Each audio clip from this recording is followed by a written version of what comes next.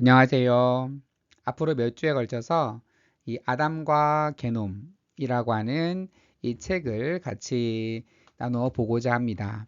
이 책은 원서는 2017년에 쓰여졌고 번역서는 세물길 플러스에서 2024년에 출간된 책입니다.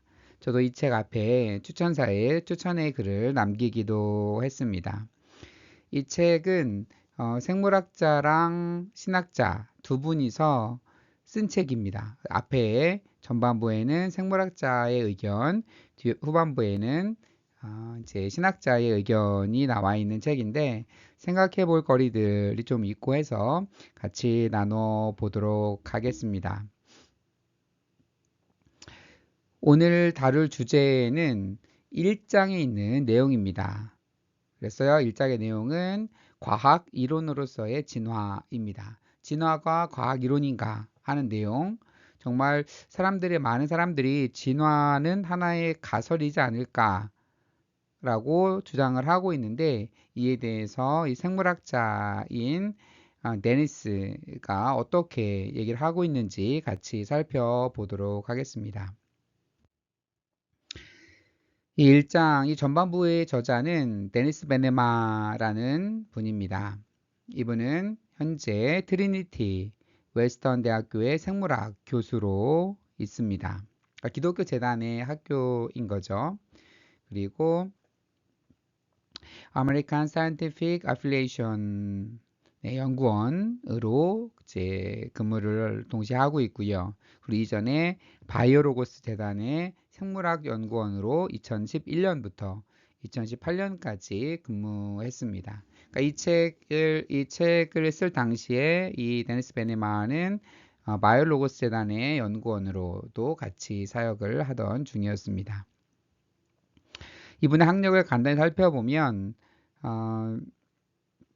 이제 브리티시 콜롬비아 대학에서 그 박사 학위를 받았고요. 그리고 이제 생물학 분야로 또 학위를 받았습니다. 그리고 이분이 가르치는 분야들을 보면 이제 주로 이제 뭐 진화생물학 분야 그리고 뭐 면역학, 뭐 유전학 뭐 이런 분야를 두루두루 이제 현재 가르치고 있습니다. 그러니까 이분이 좀 재밌는 게 이분이 이제 생물학 교수이시고 생물학을 계속 가르쳐 왔기 때문에 진화에 대한 이분이 어렸을 때부터 생각이 확고하거나 그랬을 것이라고 생각할 수도 있는데 이분은 그렇지 않았어요. 이분은 어렸을 때부터 진화에 대한 굉장히 부정적인 생각을 가지고 있었고 특히 PhD 과정, 생물학으로 PhD를 하는 중에도 그리고 교수가 되어서도 이제 진화를 반대했다고 본인이 고백을 하고 있습니다. 그렇지만 진화를 계속 공부하고 하는 과정 속에 진화 이론이 얼마나 탄탄한 이론이고 그리고 진화 이론을 통해서 이제 기독교 신앙이 어떻게 이제 충돌하지 않고 잘 조화될 수 있는지 이런 그런 고민들을 해 가게 되는 거죠. 그렇다면 진화로 이론은 뭘까? 그러니까 진화론을 말하면 진화는 하나의 이론일 뿐이야 라는 식으로 이제 종종 말을 하는 분들이 있죠. 그런데 보통 진화를 하나의 이론일 뿐이야 라고 했을 때의 이 말은 진화를 약간 이제 부정하는 그런 입장에 서신 분들이 이런 표현들을 종종 합니다. 그런데 우리가 생각해 봐야 될 것이 일반적으로 이론이라고 말하면 어떠한 추측이나 짐작을 보통 의미합니다. 하지만 과학에서는 추측을 의미하지 않습니다. 과학에서의 이론은 사실들이 왜 그런 식인지를 설명하는 어떠한 틀입니다. 그래서 이론이라고 하는 것은 관찰하고 가설을 세우고 실험을 통해 가설을 검증하는 오랜 과정의 산물입니다. 그래서 단지 이론이니까 하나의 가설을 세워놨다는 게 아니라 관찰하고 가설을 세우고 그 가설을 검증해가고 그런 오랜 시간 축적되어서 하나의 이론으로 남게 되는 겁니다. 그러니까 이론이라고 하는 것이 하나의 가설 정도가 아니라 얼마나 탄탄한 지를 얘기를 하고 있는 겁니다. 그래서 먼저 과학 이론으로 정립이 되려면 어떤 추측, 대략 어떤 근거를 가지고 어떤 추측하는 것에서부터 시작을 합니다. 이 추측, 이 예측이 실험을 통해서 뒷받침되면 이 가설은 기각되지 못합니다. 그러니까 기각되지 않는다는 말이 받아들여진다라는 표현과는 약간 다른 말이에요. 그러니까 어떠한 추측을 먼저 세우게 됩니다. 어떤 가설을 세우게 되는 거죠. 그리고 가설이 실험을 통해서 뒷받침되면 그 가설은 없어지지 않고 계속 남아 있는 게 되는 거죠. 만약에 실험을 통해서 뒷받침되지 않으면 당연히 가설은 기각되겠죠. 그렇지만 실험을 통해서 뒷받침되면 이 가설은 기각되지 않고 계속 유지됩니다. 그래서 가설이 더 이상의 검증을 요구하지 않을 때, 더 이상의 검증은 필요 없다. 이 정도면 충분한 검증 과정을 거쳤다. 라고 할 때 이제 많은 학자들에 의해서 받아들여지게 됩니다. 그래서 가설이 반복된 실험을 견뎌내면 드디어 이제 이론이 됩니다. 그러니까 반복 한두 번이 아니라 한두 번, 그래서 한두 번의 이제 실험을 통해서 반대되는 것이 나오면 이 가설은 폐기되겠죠. 근데 가설이 한 번, 두 번 나오면 이 이론은 이 가설은 폐기되지 않고 이제 계속 유지가 됩니다. 그러다가 더 이상의 검증이 필요 없을 정도로 많은 반복된 실험을 통해서 이제 입증이 되면 하나의 이론이 됩니다. 그래서 과학 이론은 증명 완료된 것으로 여겨지지는 않지만 아주 확고하게 확립되어 있기에 새로운 증거로 인해 대폭 수정될 가능성은 매우 낮습니다. 물론 과학 이론이 조금씩 발전하면서 다소 보완되고 확장될 여지는 있지만 대폭 수정될 가능성은 거의 없습니다. 그러니까 뭐 진화 이론이나 빅뱅 이론 같은 이런 이론들이 앞으로 좀 더 연구를 통해서 조금 보완되고 약간씩 이제 조금 더 세밀하게 발전될 여지는 충분히 있지만 이 이론을 완전히 뒤엎는 새로운 이론이 나올 것이다. 아니면 이게 틀렸음을 입증될 것이다. 이럴 가능성은 사실 굉장히 낮은 것이라고 볼 수 있겠습니다. 그래서 그저 이론일 뿐이다 라고 하는 말은 과학에서 이제 큰 칭찬입니다. 그래서 과학에서 이론보다 나은 것은 없죠. 어떤 가설을 세우고 이 가설이 계속 실험을 통해서 계속 입증되고 검증이 되면 이게 하나의 이론으로 들어오기 때문에 과학에서의 이론은 굉장히 이제 칭찬인 거고 이론보다 나은 것은 없죠. 그래서 좋은 이론은 현재 데이터를 이해하기 위한 어떠한 논리적인 틀을 제공합니다. 그러니까 진화 이론은 지금의 생명의 다양성과 현재 존재하는 생명체를 이해하는 하나의 틀을 제공한다고 볼 수 있겠습니다. 근데 이제 그릇되게 과학이라고 불리는 것들이 있죠. 그래서 과학에 대한 신뢰, 이론에 대한 신뢰가 이제 부정되는 그런 경우가 종종 있습니다. 이제 이 저자가 언급하는 부분은 이제 시기과학이라고 하는 부분입니다. 이런 것은 뭐가 다이어트에 좋다더라, 뭐가 좋다더라, 뭐 커피를 뭐 몇 잔 마시면 뭐 건강에 좋다더라. 또 어떠한 커피를 어떻게 먹으면 또 건강에 해롭다더라. 이런 연구들은 계속 나오잖아. 그러다 보면 이게 그 상업성하고 연결이 되어 있고, 그리고 그 기사를 내는 언론사하고도 연결이 되어 있고, 자극적인 언론 보도 이런 걸 통해서 이제 과학이라고 하는 것도 틀릴 수 있구나. 여러 가지 다양한 과학 이론이라는 것이 굉장히 논란이 있는 거구나라고 하는 그러한 잘못된 인식을 대중에게 심어주기도 했습니다. 그래서 대표적으로 우리나라에도 많은 것도 있지만 불가리스가 코로나 예방에 좋다라고 하는 기사가 난 적이 있었죠.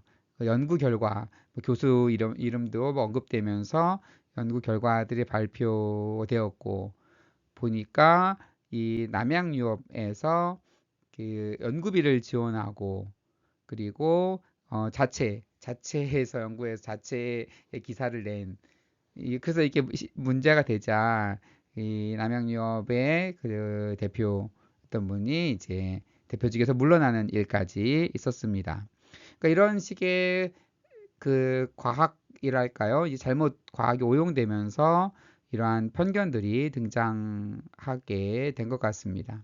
사실 근데 진화 이론이라고 하는 것은 단순한 시기가 아니라 여러 해에 걸쳐서 사실 다윈의 종려기원이 나온 지 얼마나 오랜 시간이 되었어요. 1859년에 나왔으니까. 그렇게 긴 시간 동안 걸친 주의 깊은 연구, 그리고 전문가들의 비판적인 검토, 그리고 뒷받침하는 많은 증거를 지닌 이론입니다. 사실 다윈이 종의 기원을 쓰기 전에 이제 비글호를 타고 5년 동안 여행을 합니다. 5년 동안 여행을 하면서 수많은 종들을 보고 종들이 어떻게 관찰되는지를 연구한 다음에 이 종의 기원이라고 하는 책이 나오게 되는 거죠. 그냥 이렇게 유사한 게 아니라 적어도 5년의 시간을 동안을 직접 그것을 이제 관찰을 하게 되고 그것을 하나의 이론화하는 그런 과정들이 필요합니다. 그런데 당연히 그러한 종의 기원이라고 하는 그 이제 그 자연 선택에 의한 생명의 진화 이론을 체계적으로 정리를 하게 되면 그것이 맞는지에 대해서 후속적인 연구 결과들이 따르게 됩니다. 연구 결과들이 따르게 되는데 이것을 반박할 만한 다윈의 자연 선택 이론과 이 생명의 진화를 반박할 만한 놀라운 증거들이 계속 생겨나게 되면 당연히 다윈의 어떤 주장, 이런 가설들은 다 폐기가 되겠죠. 그렇지만 이것을 지지할 만한 어떠한 화석 증거들이 계속 밝혀지고 이제는 이제 그 유전체까지 화석 속에 있는 DNA까지 유전체를 검출하는 그런 시대가 왔습니다. 그 실제 데이터를 통해서 비교해 볼 수 있는 시대까지 오면서 이제 진화 이론은 더 이상 검증이 필요하지 않은 하나의 이론으로 이제 자리를 잡게 된 거죠. 물론 앞으로 여기에서 세부적인 부분들은 계속 보완되고 수정되고 할 겁니다. 하지만 큰 틀에서 이렇게 바뀔 가능성은 상당히 적은 그런 이론이라고 볼 수 있겠습니다. 그렇다면 자연을 바라보는 그런 시선, 그리고 우리 진리의 말씀, 성경을 바라보는 시선, 이걸 어떻게 같이 병행할 수 있을 것인가를 보면 기독교 전통에서 자연과 성경 모두를 하나님이 주신 책으로 보며 적절하게 연구된 과학, 사이비 과학 말고 적절하게 연구된 과학은 하나님의 창조 원리들을 이해하는 데 중요한 하나의 방법으로 오랜 시간 여겨왔습니다.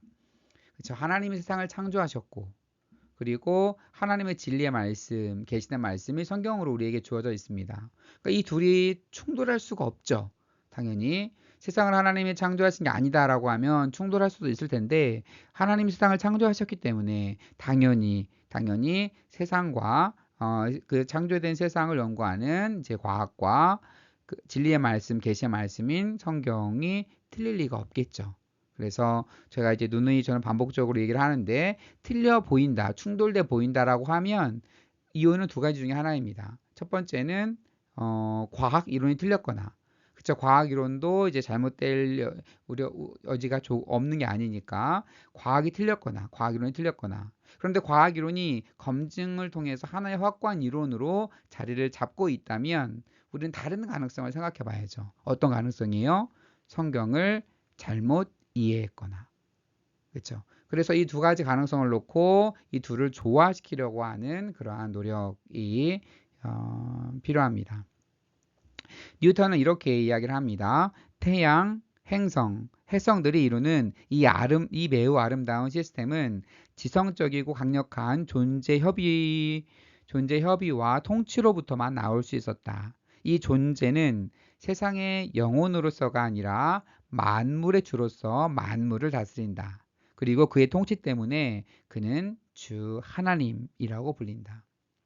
그러니까 뉴턴 같은 이제 훌륭한 과학자도 과학 연구를 객관적으로 연구를 하지만 이 과학 기저에 이 우주 만물을 통치하고 다스리시는 이제 하나님, 창조주 하나님에 대한 이제 기본 이제 그런 신앙이 있었던 거죠. 이 둘은 충돌하지 않는다. 하나님 만드신 자연 세계 그리고 우리가 연구하는 자연 세계에 대한 이해가 충돌할 수가 없겠죠. 그래서 자연과 성경의 저자가 같다면, 즉 하나님이 세상을 창조하셨고 하나님이 계시의 말씀으로 우리에게 성경을 주셨다면 궁극적으로 우리가 한 책에서 읽는 내용과 다른 책에서 읽는 내용 사이에 불일치가 있을 수 없다. 한 책이라는 건 먼저 과학이죠. 과학에서 읽는 내용과 그리고 계시의 말씀 성경에서의 내용이 충돌할 수가 없는 겁니다. 그렇다면 진작에 고민을 해야 돼요. 정말로 이 세상을 하나님 창조하셨다라고 믿는 사람이라면 근데 과학에서 말하는 것과 충돌돼 보이는 성경의 내용이 있다면 진지하게 고민해야 됩니다. 진지하게. 정말로 나는 성경에 있는 내용이 문자적으로 맞다라고 정말 확신을 갖고 있다면 현대 과학을 다 무시할 게 아니라 현대 과학이 틀렸음을 본인이 공부해서도 현대 과학이 틀렸음을 객관적으로 반박을 하면 되겠죠. 그런데 그렇지 않고 현대 과학은 다 무시하고 나는 성경만 문자적으로 읽을래. 이건 정말 옳지 않은 거죠. 마찬가지로 그 반대의 경우도 현대 과학만을 맹신하면서 성경은 다 잘못된 거야. 그 시대의 고 시대의 오래 시대의 하나의 그 비과학적인 산물에 불과해. 이렇게 이해하는 것도 옳은 이해가 아니겠죠. 과학은 과학자들이 계속적으로 연구한 내용들을 우리가 그것에 대해서 객관적인 눈으로 그걸 받아들이고 그렇다면 성경의 내용을 이와 같이 어떻게 조화롭게 같이 볼 것인가에 대한 진지한 고민이 있어야지 진정한 기독교인이고 성경을 제대로 보는 그런 시도가 아닐까 이렇게 생각을 해봅니다. 그렇다면 역사에서 사실 여러 가지 많은 그 기독교의 실수가 있었죠. 천동설을 지지하면서 지동설을 말하지 못하게 만드는 일도 있었고, 그리고 이제 존 에드워드. 이분은 뭐 조나단 에드워드 그는 아닙니다. 이번 존 에드워드라고 하는 분은 1696년에 쓴 본인의 책에서 이렇게 얘기를 합니다. 그러니까 천동설 입장에서 기독교를 이제 변증하고자 했던 거죠. 그래서 코페르니쿠스 사상들을 막 다양하게 부정을 합니다. 그러다 이렇게 얘기를 합니다. 우리는 현재 지구가 발밑에서 발생시키는 온건한 움직임을 인식하고 있지 않는가.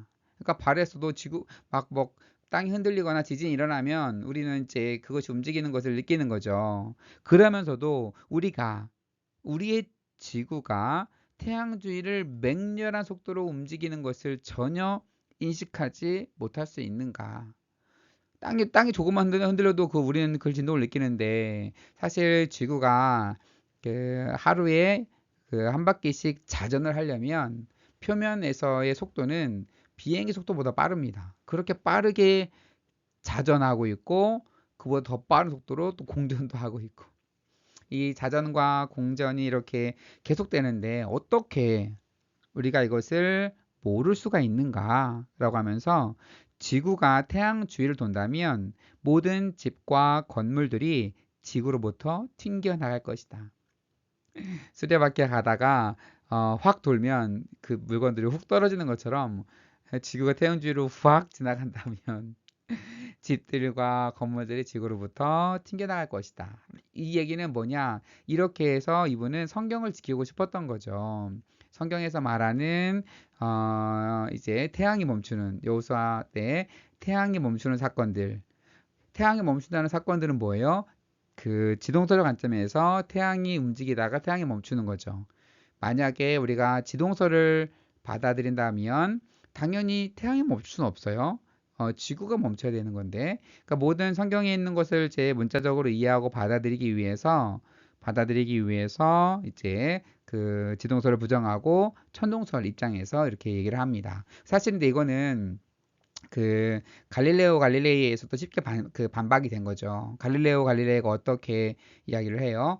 그 배 선실, 배 안에, 배 안에 들어가서 지하, 그 선실에 들어가서 아무것도 외부와 차단된 그 공간에 있을 경우에 그 물을 틀면, 수도꼭지에서 물을 틀면 물은 아래로 똑똑 떨어지겠죠.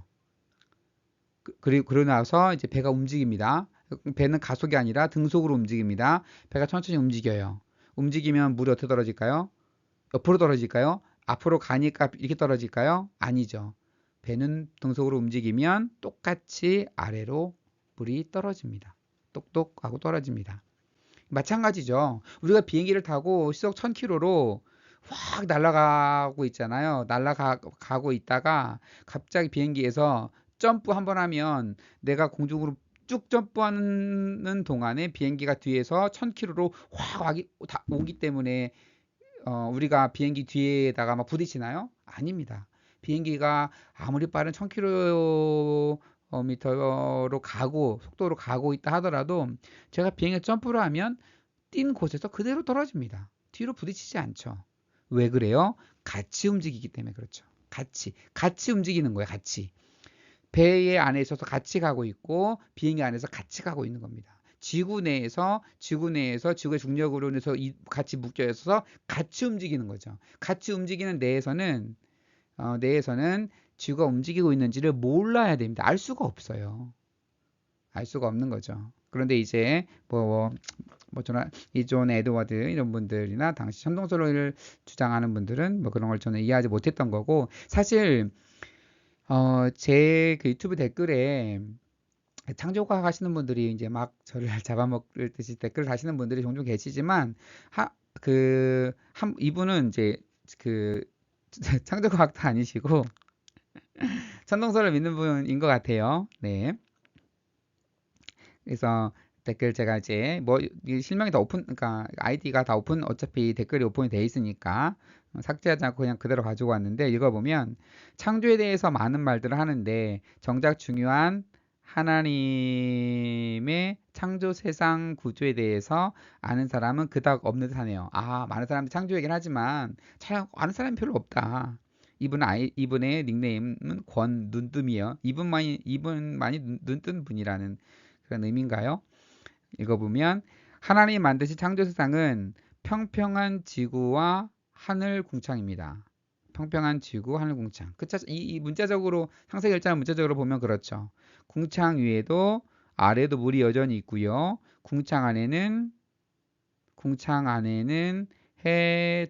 해와 달과 별이 스스로 빛을 내고 있지요. 달과 별들은 과학에서 말하는 흙덩어리가 아니죠. 평평한 지구는 움직이지 않고 궁창 안의 해와 달과 별들이 지구 위를 돌며 땅을 비추고 있습니다. 완전 천동설적인 이해죠. 둥근 지구와 우주는 나사가 만들어낸 거짓 과학이고 뻥입니다. 그러니까 그 지구 평평론자들이 하는 말입니다. 그래서 왜냐면 그 나사에서 관측한 모양을 보면 지구가 둥글다라는 게 바로 보이잖아요. 이건 나사에서 다 거짓말을 하는 거다. 그래서 실질적으로 이것을 입증하려고 이제 그 사제 로켓까지 만들어서 우주에 나갔다가 살아 돌아오지 못한 분도 있을 정도로 지구 평평론 주장하는 분들도 많이 있습니다. 그러면서 창조한 것도 뭔가요? 말씀이 오류 없는 진리입니다. 진리 하나님의 말씀의 최고의 권위죠. 평평한 지구를 이해하면 6일 창조의 오류가 전혀 없음도 알게 됩니다. 또 창조에 대한 말씀이 술술 풀립니다. 당연히 창세기 1장의 말씀 술술 풀리죠. 당대 사람들은 지구 평평하다고 믿었으니까. 그리고 그것에 맞게 하나님 창조하심을 이해했기 때문에 당연히 그 술술 풀리죠. 그런데 지구가 평평한가요? 예, 아직도 이렇게 이해하면서 그 성경을 문자적으로 이해하는 이분은 뭐 창조과학 하시는 분들보다 더 좀 심각한 것 같은데, 어쨌든 이렇게 댓글을 다시는 분이 있어서 제가 가져왔고요. 그 다음에 이 저자인 데니스는 어떻게 이야기를 하냐. 진화를 뒤집고 그것을 더 나은 이론으로 대체하기를 원하지 않는 생물학자는 없다. 그러니까 이분은 그래요. 그러니까 그 창조과 하시는 분들이들 하는 말이 진화를 주장한 사람들은 진화는 하나의 가설에 불과하고 그걸 주장하는 사람이 똘똘 뭉쳐서 다른 의견들은 받아주지도 않고 학회에 뭐 학술지에 실어주지도 않고 그리고 진화론 사상을 계속 전파하면서 이상한 얘기를 계속 이렇게 해가고 있는데 진짜 생물학자의 입장에서 그리고 학위를 받고 교수 될 때까지 생물학과 진화론을 거의 이제 부정했던 이 그 데니스라는 이 저자의 입장에서 이렇게 얘기를 합니다. 그러니까 진화를 뒤집고 더 나은 이론을 대체할 수 있다면 그것을 거부할 사람이 없다는 거예요. 알겠지만 누군가가 이 진화를 정말로 다른 이론을 대체할 수 있다면 그 사람은 정말 그 과학계 스타가 될 겁니다. 그렇게 이렇게 하는 것은 노벨상처럼 권위 있는 상을 받고 영속적인 과학적 명성을 얻는 확실한 길이 될 것이다. 참 그렇죠. 누군가가 정말로 진화를 부정하는 새로운 이론을 그러니까 새로운 이론이란 얘기는 이제 가설을 세우고 여러 가지 검증을 통해서 하나의 이제 굳어지는 거죠. 그것을 누군가가 해낸다면 정말로 그 사람 노벨상감이죠. 노벨상감이고 그거는 정말 많은 사람들의 추앙을 받을 겁니다. 그렇죠. 그래서 누구나 그 생물학자도 원한다고 하는 거예요. 그런데 생물학자들은 150년이 넘는 기간 동안 그 일을 하려고 노력해 왔어요. 다윈의 종교기원 이후로 다윈의 종교기원이 맞는지를 스스로 검증해보고 여기 틀린 부분이 없지 않을까, 이게 말이 안 되지 않을까를 놓고 계속 연구도 해보고 그 생물의 화석도 관측해보고 오랜 시간 동안 그렇게 해온 거죠. 그러면서 그렇지만 하지만 우리가 다윈의 아이디어를 상당히 개선했음에도 그의 핵심적인 아이디어들은 온전하게 보존되고 있다. 다윈의 원래의 가설은 오래전에 이론이 되었다. 그러니까 다윈이 그 다윈은 당연히 이제 DNA를 모르던 시대에 살았던 사람이잖아요. 그래서 DNA라고 하는 그런 걸 알지는 못했지만, 그리고 자연 선택이라고 하는 이론을 통해서 나름대로 생명의 진화에 대해서 잘 설명했죠. 잘 설명을 했고, 그렇지만 이것이 오랜 시간 동안 약간의 이제 DNA가 밝혀지면서 디테일하게 조금 이렇게 수정되거나 보완이 되기는 했지만 큰 맥락에서 그 이론, 진화에 대한 다윈의 이론이 부정되거나 한 게 아니라 오히려 또 확고하게 자리를 잡아간 거죠. 그래서 이제 오래전에 이미 진화 이론은 하나의 이론이 되어 버린 겁니다. 그래서 사실 이제 그러니까 그 진화 이론이 말이 안 되는데 과학자들이 자신 생각을 바꾸기 싫어서 아니면 다른 어떤 무신론 사상을 전파하기 위해서 이렇게 막 똘똘 뭉쳐있다라고 누군가가 어떤 에서대해서 말하지만 그건 정말 말이 안 되는 겁니다. 말이 안 되는 거고 그리고 자꾸 이런 얘기를 해요. 진화를 받아들이면 진화는 생명의 기원에 대해 말하지 않습니다. 진화는 생명체가 어떻게 변화되었는지를 얘기하고 있는데 자꾸 진화를 얘기하면 하나님 창조한 게 아니고 어떠한 상황에서부터 생명이 어떻게 생겨났고 그것이 어떻게 진화되었는지 그래서 하나님 창조하심이 부정된다라고 자꾸 얘기를 하시는 분들이 계시는데 결국 그러지 않아요. 그리고 진화 생물학에서 생명의 기원에 대해 얘기합니까? 생명의 기원에 대해 잘 잡은 게 있어요? 절대 그렇지 않습니다. 물론 생명의 기원에 대해서 화학적인 생명의 출발에 대한 하나의 뭐 오파린 가설이나 이런 가설들이 있긴 하지만 그것은 이론이 아니에요. 그리고 그것을 마치 진화론이 무신론을 주장하는 것처럼 말하는 사람들이 있어요. 그것은 과학적 무신론자들입니다. 그것을 가지고 자신들의 주장을 얘기하는 거죠. 진화생물학이 어디에 생명의 기원을 대해서 얘기하며 생명의 기원이 하나님이 아니라 우연이라고 어떤 이론에서 그렇게 얘기를 합니까?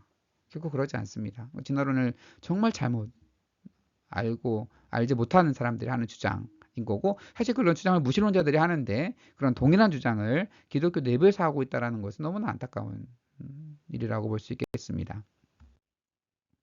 그렇다면 이 데니스 생물학자 입장에서 어떤 재미있는 얘기를 조금 더 덧붙이냐면 이런 얘기를 합니다.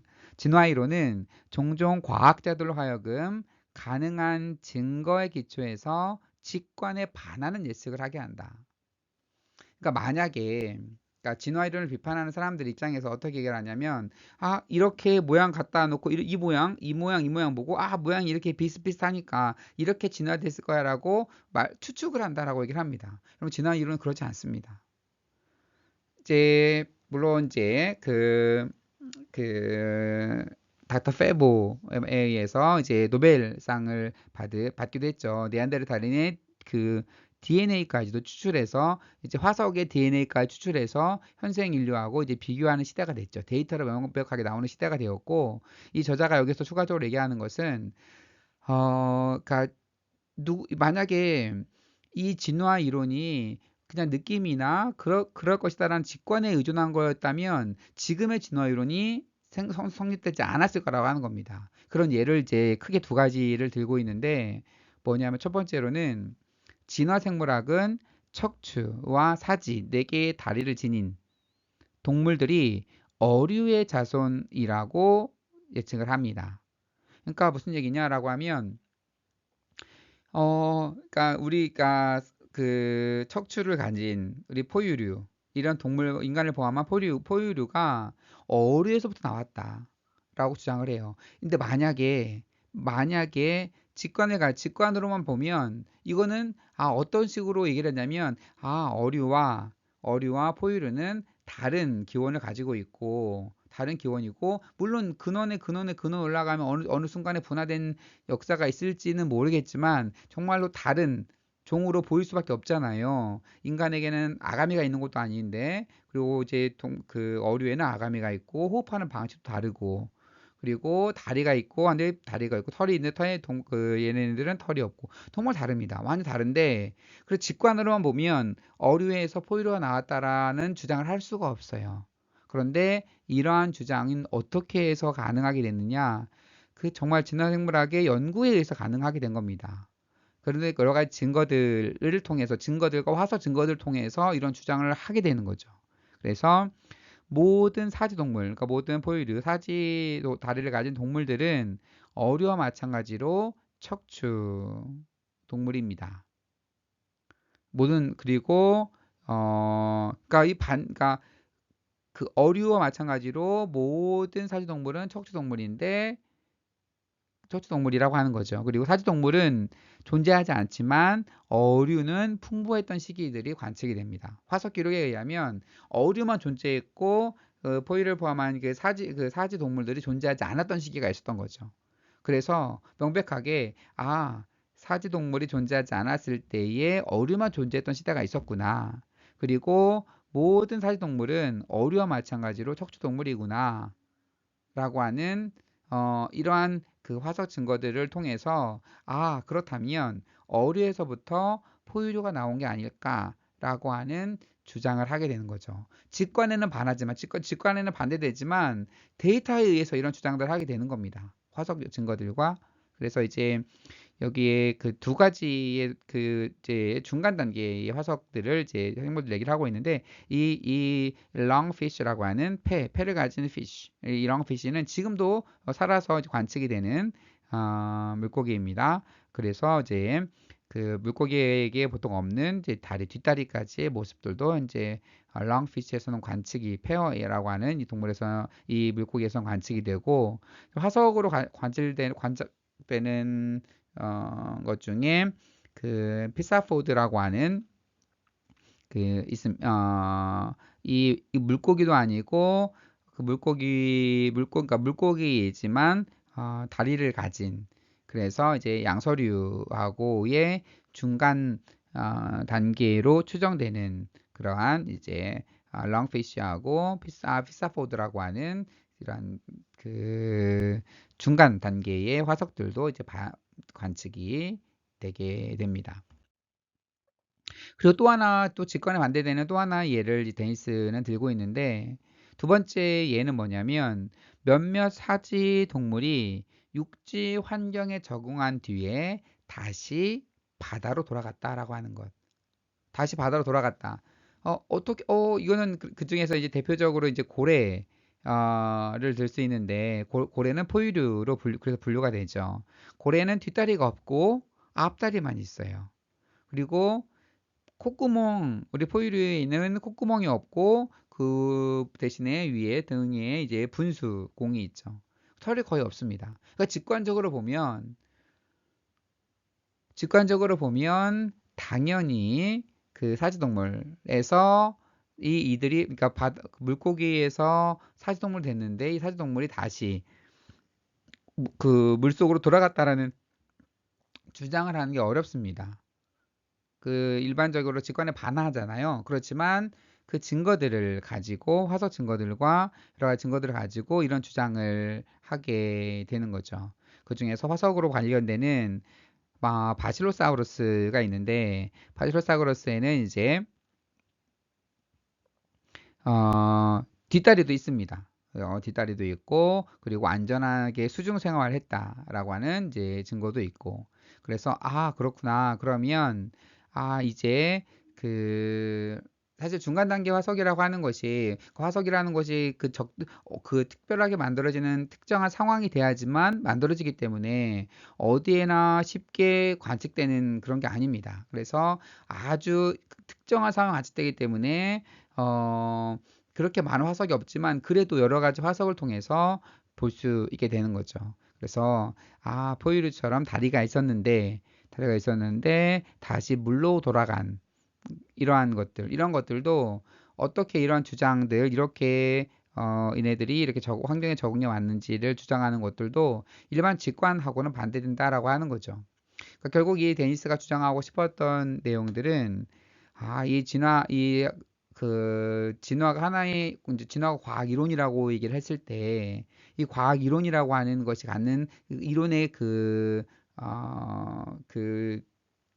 확고한 어떠한 굳어진 그러한 걸 얘기를 하고 싶었던 거고 이론이라고 그냥 하나 이론이다라고 했을 때 그냥 언제든지 변할 수 있는 거야. 과학에서 이론, 특히 생물학에서 이론이라고 하는 것은 쉽게 막 변할 수 있는 그런 것을 말하는 게 아니다. 이론이라는 것은 여러 번의 검증을 통해서 더 이상 이 이론을 반박하기 위한 더 이상의 검증이 없을 경우 하나의 이제 이론으로 이제 굳어져 가게 되는 거고 그리고 진화 이론을 어떻게 더 신뢰할 수 있느냐라고 했을 때 인간의 직관의 근거에서 진화 이론을 주장을 했다면 결코 이러한 주장을 할 수 없었을 내용들이 여러 가지 증거들 때문에 주장할 수밖에 없는 인간의 직관에는 반하지만 수많은 증거들 통해서 이렇게밖에 결론 내릴 수 없는 것들이 쌓여가면서 그러면 진화 이론이라는 것은 이러한 근거를 가지고 있구나라고 하는 것을 이제 얘기할 수 있게 된다고 하는 거죠. 그러면서 이분도 진화 이론에 대해서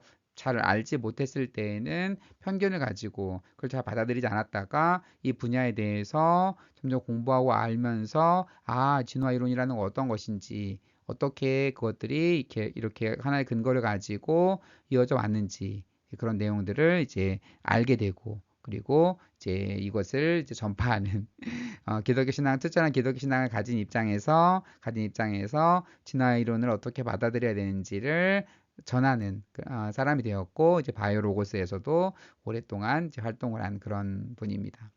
사실 이어지는 장에서는 이제 게놈을 이제 분석하면서 여러 가지 다른 이야기들 좀 복잡한 이야기들도 해가고 있습니다. 그래서 오늘 1장에 대한 내용이었는데요. 전반적으로 이제 진화 이론이 무엇일까? 하나의 과학 이론이라고 하는 것이 어떻게 굳어져 가는지, 그리고 현재 생물학에서 진화론의 이론의 위상이 어느 정도인지에 대한 이런 이야기들을 다뤘습니다. 우리가 하나님이 창조하신 이 세상을 제대로 이해하려면 하나님이 주신 계시의 말씀인 성경과 그리고 하나님 이성을 통해서 알게 하신 이 자연 세계의 법칙들 어떻게 같이 조화해 가며 이해해 볼까 하는 그러한 노력이 필요하다라는 말씀을 드리면서 1장에 대한 강의 내용을 마치도록 하겠습니다. 시청해 주셔서 감사합니다.